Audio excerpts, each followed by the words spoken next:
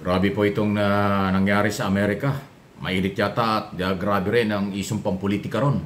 Habang nagsasalita sa stage, political rally, si former President Donald Trump, bigla po siyang binaril. Butit hindi napuruhan, pero sa taingaan tama. Pakinggan po ninyo itong pinagkakagulungan ngayon ng international media sa Amerika, kaugnay nga po na nangyari kay dating Pangulong Donald Trump. And we were on the ground level. We were 4 rows back from the stage. And are you coming? We'll just follow along with you. They're moving in the car here, so we'll just from the stage. And the people in the bleachers behind us, somebody got popped. Somebody got killed. Somebody died. Somebody got shot. Like this close to where we were. NBC News po yan. I pray to God for these people's families. Oh my God. But the how is this happening in our country today? And why? Why is it happening? Why? And Tracy, you were telling me earlier, you and Tyler, you know this county, you know this area. Did you ever think something investigation like this? Po ito, investigation, interview ito doon sa mga tao after ng shooting. Never. This shows you how much hate and hostility is in our world today. That this is not a good thing. We need to all come together as a human race, We need to help each other out. Can you describe this area, this county, this place that you and Tyler grew up? Tyler? Rural. Cows, chickens. This is farmland. This is farmland here. Butler is the county seat, but most of the counties private farmland. So it's people are pretty easy going. And Tracy, we talked about, often Trump rallies, people are coming to celebrate, to see the former president. They're coming in with a pretty excited attitude. Can you walk me through what you came in with and what you're coming out with? I came in with hope and excitement. If you have you ever been to a Trump rally? Oh, we cover them all the time. Well, how does it make you feel? How does it make you feel? How are you feeling? It makes me feel absolutely great and wonderful. In my heart, I feel that this man really wants to help our country. NBC News po at really lahat ng news international itong pinag-uusapan. Honest to God, I do, because this country for so grabe long po itong nangyari seems to be hindi po going biro down. Itong nangyari ito na pamamaril po kay dating Pangulong This is too much. Trump. We can't do this as a country. Grabe, We can't do this. We need to come together as a country, and God willing, we will. I don't know if you're allowed to put that stuff on, but listen, man, my kid is a 4th-year seminarian, and he prays for this country. Yan po yung talaga po ito. Talaga hong pinakamalaking balita ngayon sa mundo.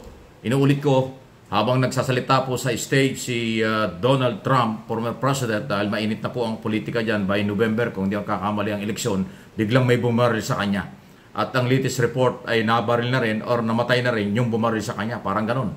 Mabilis yung response ng mga otoridad. So, ibang klase, mainit na mainit para ang politika sa Estados Unidos.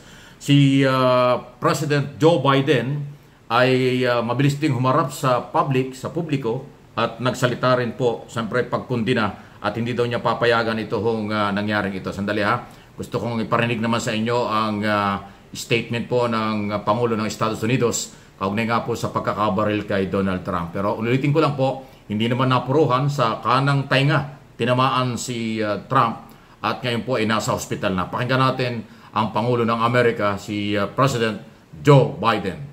Thanks for coming, folks. I've been thoroughly briefed by all the agencies of the federal government as to the situation, based on what we know now. I have tried to get a hold of Donald. He's with his doctors. Apparently he's doing well. I plan on talking to them shortly, I hope, when I get back to the telephone. Look, there's no place in America for this kind of violence. It's sick. It's sick. It's one of the reasons why we have to unite this country. We cannot allow for this to be happening. We cannot be like this. We cannot condone this. And I want to thank the Secret Service and all the agencies, including the state agencies, that have been engaged in making sure that people and we have more detail to come relative to other people maybe injured in the audience. I don't have all that detail. We'll make that available to you. I may be able to come back a little later tonight, but we'll put out a statement if I'm not able to give it, if it's not convenient for you all. But the bottom line is that the Trump rally was a rally that he should have been able to be conducted peacefully without any problem. But the idea that there's political violence or violence in America like this is just unheard of. It's just not appropriate. I mean, everybody must condemn it. Everybody. I'll keep you informed, and if I'm able to speak to Donald, I'll let you know that as well. So far, it appears he's doing well, number one. Number two, that there's thoroughly investigating what happened to anyone else in the audience. We have some reports, but not final reports. And every agency in the federal government, and I'm going back to my phone to speak with the federal agencies that are being put together again to give me an updated briefing. Has anything happened? They learned more in the last couple hours. So thank you very much, and I hope I get to speak to them tonight. And I'll get to... Yan po yung official statement ni President Joe Biden ng pagkondena at malalimang investigasyon kaugnay nga po sa shooting incident na ito kung saan po ay tinangkang patayin si former President Donald Trump. Ano po? At madaling araw, umaga rito sa Pilipinas yan, okay, nangyari, at hapon sa kanila. Araw sa kanila ng Sabado, kasi Sunday po dito sa Pilipinas. So, kanina umaga dito, at hapon sa kanila nang mangyari. Ilang oras pa lang po nakakalipas. Inuulit ko, na ligtas naman dahil sa kanang tainga, dito po siya tinawaan, napaganon pa nga siya si Donald Trump nung magputukan, pero kung saan nanggaling, mukhang sniper sa harap ng maraming tao. Grabe, kakatakot na punta ng Amerika. Isipin mo, former president, binabaril. Wow, ay madalas nga po ang mga report ng insidente ng shooting sa Estados Unidos. Kaya marami mga taong dadalawang isip kung pupunta ng Amerika. Pero well, sabi naman po ni President Joe Biden, hindi niya papayagan yan pananagutin ang lahat ng maaaring nasa likod nito. Malapit na po ang eleksyon sa Amerika sa November, kung di ako nakakamali. This year, 2024. Kaya yan ang mga posible. Mukhang napakainit ngayon. Tama yung ini-interview nung NBC. NBC, CNN, lahat ng news sa buong mundo. Ito ang pinag-uusapan. Yung tangkang pagpatay dahil binaril na nga po, hindi lang napuruhan si Donald Trump.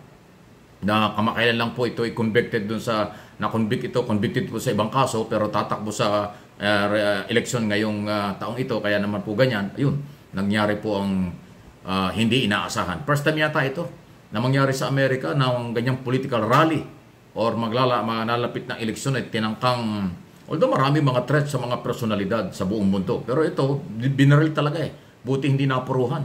Sa tayo nga tinamaan eh. O di ba nakaganon siya eh. Kasalita siyang ganon, tumagilid siyang ganon, biglang nagputukan, gumanon siya, pala may tama na yung tainga niya. At na-secure ka agad ng kanyang mga security, ng lahat ng marshal doon po sa Estados Unidos, kung saan po nangyari ang malagim ito. Hindi biro ito, isipin mo kung namatay, kung napuruhan, tainga na yung tinamaan eh. Di ba, ulo? Daplis na lang sa tainga tumama, kung sa parting, oh my goodness. So ayan, kaya talagang international issue ito. Yan ang headline ngayon ng mga balita sa buong mundo na ilang araw ito. Sino ang nagpapatay at sino talaga at anon dahil kung bakit tangkang patayin ang kilalang former President Donald Trump na tatakbo ulit sa re-eleksyon o itong eleksyon ito sa Estados Unidos. At inulit natin, kinukundina at nananawagan si President Biden na pagkundina at panagutin ang mga taong nasa likod nito. O kayo mga milyon-milyon Pilipino sa abroad, especially sa Amerika, ingat po kayo. Milyon din ang Pilipino o daang libong Pilipino ang botante sa Estados Unidos bilang American citizen na rin. Bahagi kayo, pero kababayan pa rin namin kayo. Mga Pilipino dyan, ingat po kayo. Mukhang may karahasang nangyayari sa Estados Unidos. At yan po ang pinag-uusapan ngayon sa buong mundo. Matinding mga balitaan. Salamat sa NBC, CNN at iba pang mga international news organization kaagad nagpaputok ng balitang ito.